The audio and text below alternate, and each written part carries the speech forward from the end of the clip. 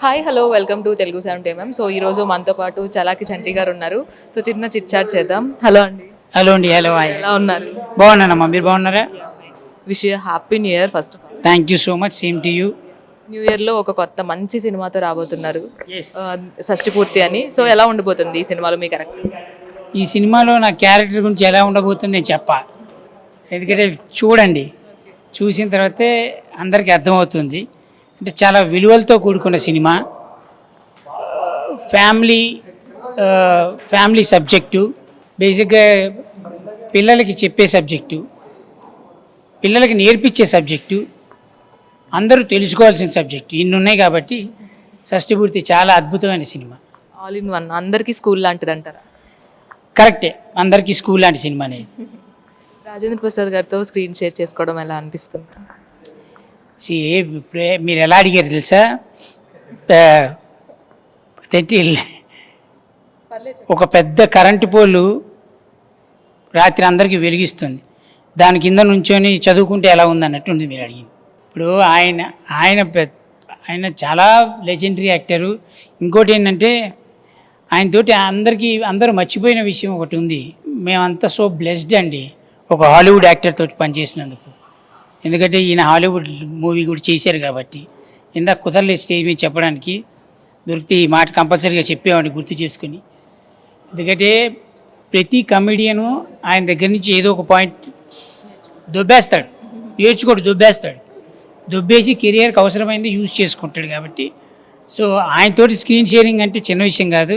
ఇందా స్టేజ్ మీద అదే చెప్పా, మా అందరికీ పడిపోయేది. కానీ ఆయన స్టేజ్ మీద ఆయన భక్తి అది ఎంత చెప్పారు, కానీ నిజంగా మాకు భయమే. ఎందుకంటే ఇప్పుడు రాజేంద్ర ప్రసాద్ గారు కానీ, బ్రహ్మానందం గారు కానీ, అలీ గారు కానీ, ఇలాంటి లెజెండ్స్ దగ్గర పనిచేసేటప్పుడు ఆచితూచి ఏ డైలాగ్ ఎప్పుడు ఎలా చెప్పాలి, ఎంత లెంత్లో చెప్పాలి, ఇవన్నీ చూసుకోవాలి. అందుకే ఆయనతో ఒకసారి ప్రాక్టీస్ అయిన తర్వాతే చెప్పుకునేవాళ్ళం. ప్రాక్టీస్ చేసేటప్పుడు ఆయన ఏంటంటే ఇంకో గొప్ప విషయం, ఆయన ప్రతి సీన్ చేసేటప్పుడు ముందు నవ్విచ్చేస్తాడు ఆర్టిస్ట్ని.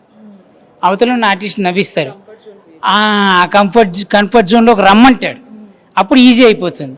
అలా ఆయన దగ్గర చాలా నేర్చుకున్నాం. ఇంతకుముందు చాలా సినిమాలు చేసాము, కానీ ప్రతి సినిమా న్యూ ఎక్స్పీరియన్సేగా.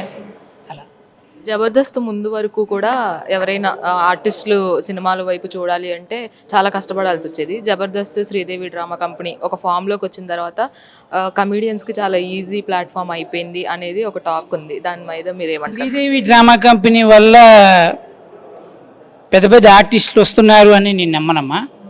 జబర్దస్త్ వాళ్ళు వచ్చారు. ఎందుకంటే జబర్దస్త్ నుంచి వచ్చిన వాళ్ళు ఏం చేయాలో తెలియకపోతే శ్రీదేవి డ్రామా కంపెనీలో జాయిన్ అవుతున్నారు. కానీ శ్రీదేవి డ్రామా కంపెనీ ఎవరికి ఇవ్వలేదు, ఉన్న వాళ్ళకే ఇస్తోంది. కానీ జబర్దస్త్ వల్ల ఆర్టిస్ట్ అని నమ్మే ప్రతి వాడికి ఒక ప్లాట్ఫామ్ దొరికింది. ఎవరిని వెళ్ళి అడుక్కోవాల్సిన అవసరం లేకుండా, సరే నేను పలానా జబర్దస్త్ ఎపిసోడ్ చేశానంటే చూసిన వాళ్ళు అవును మీరు చేశారు నేను చూశానని చెప్పి పిలిచి తీసుకుంటున్నారు. ఆ ప్రతి ఆఫీస్కి వెళ్ళి డోర్ నాక్ చేయాల్సిన అవసరం లేదు. Only because of Jabardasth, because of Mallemala టీమ్కి అందరికీ థ్యాంక్ యూ సో మచ్. ఎందుకంటే మన చాలామంది లైఫ్లు మార్చేసింది. ఏమి అవ్వలేము అనుకున్న వాళ్ళని ఏదో ఒకటి అవ్వచ్చు అని చూపించింది. కాబట్టి thanks to Mallemala, thanks to ETV, thanks to Jabardasth. అంతే. నాగబాబు గారికి మీకు మంచి ర్యాపో ఉంది. సో ఇప్పుడు ఎలా అనిపిస్తుంది అంటే ఆయనకు కూడా ఒక మంచి పదవిని అయితే ఏపీ గవర్నమెంట్ ఇవ్వబోతుంది. పవన్ కళ్యాణ్ గారితో ఎప్పుడైనా మీట్ అవ్వడం జరిగిందా? సో మీట్ అయినప్పుడు ఏం షేర్? పవన్ గారితో ఇంతవరకు మీట్ అవ్వలేదు, ప్రయత్నిస్తున్నాను మీట్ అవ్వాలని. మరి ఎప్పుడు దొరుకుతుందో ఆ ఛాన్స్ నాకు తెలియదు. కానీ బట్ నాగబాబు గారికి మాకు మంచి ర్యాపో ఉందని మీరు అన్నారు కాబట్టి ఆబ్వియస్లీ ఏంటంటే మన ఇంట్లో ఒక పెద్ద ఆయనకి ఒక మంచి పోస్ట్ వచ్చిన తర్వాత మనకి ఎంత ఫ్రీనెస్ ఉంటుంది, మనకి ఎంత హ్యాపీ ఫీల్ ఉంటుంది. అలానే నాగబాబు గారికి ఎలాంటి పోస్ట్ వచ్చినా సరే మేము అందరం హ్యాపీగా ఫీల్ అవుతాం. ఎందుకంటే ఆయన మాతోటి ఉండే ర్యాపో కానీ, లేదా మేము ఆయన ఇచ్చే రెస్పెక్ట్ కానీ ఇప్పుడు అదే స్టేజెస్లో ఉంటాయి. కాబట్టి వీఆర్ సో బ్లెస్డ్. నేను అదే చెప్తున్నా కదమ్మా, ప్రతి artist so blessed because of Jabardasth. చాలామంది గొప్ప గొప్ప వ్యక్తులతోటి నటించడం, పలకరించడం, ప్రేమించుకోవడాలు కూడా జరిగినాయి. కాబట్టి వీఆర్ సో బ్లెస్డ్. అంతే. రోజా గారు ఓడిపోయిన తర్వాత మళ్ళీ షోస్ చేస్తాను, సినిమాస్ చేస్తాను అని చెప్పారు.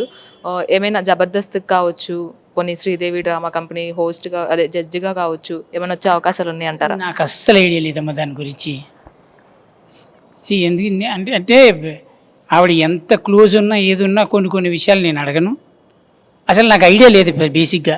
ఆవిడ ఈ మాట అన్నారని మీరు చెప్తున్నారు కానీ నాకైతే తెలియదు ఆ మాట అన్నారా లేదా అనేది.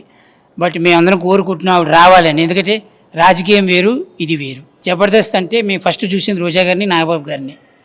ఈ తర్వాత బాగా సెట్ అయింది నాగూరుబాబు గారు. ఇక దాని తర్వాత చాలామంది వస్తున్నారు. అందరూ గొప్పవాళ్లే కాబట్టి ఎంతైనా ఫస్ట్ స్టేజెసే కదా. ఆవిడ ఆ స్టేజ్ మీద ఉండాలి, ఆయన ఆ స్టేజ్ మీద ఉండాలి. కాకపోతే నాగబాబు గారికి ఇప్పుడు పదవి వచ్చిన తర్వాత కూడా ఆయన కూడా జబర్దస్త్లో మళ్ళీ జాయిన్ అవుతాను అంటే మేమందరం హ్యాపీగా ఫీల్ అవుతాం. ఎందుకంటే వాళ్ళిద్దరే మెయిన్. ఎందుకంటే వాళ్ళకు మాత్రమే తెలుసు ఏ ఆర్టిస్టు ఏ పని చేస్తే ఎంత నవ్వాలి, ఎంత నవ్వితే వాడికి అది బ్లెస్సింగ్ అని. So I'm so happy. Thank you so much. Thank you so much. So చూసారు కదా షష్టిపూర్తి అనే మూవీలో అయితే చలాకి చంటి గారు ఒక మంచి రోల్ అయితే చేయబోతున్నారు. అండ్ అలాగే నాగబాబు గారితో ఉన్న ఆయన అనుబంధం కూడా చాలా చక్కగా పంచుకున్నారు.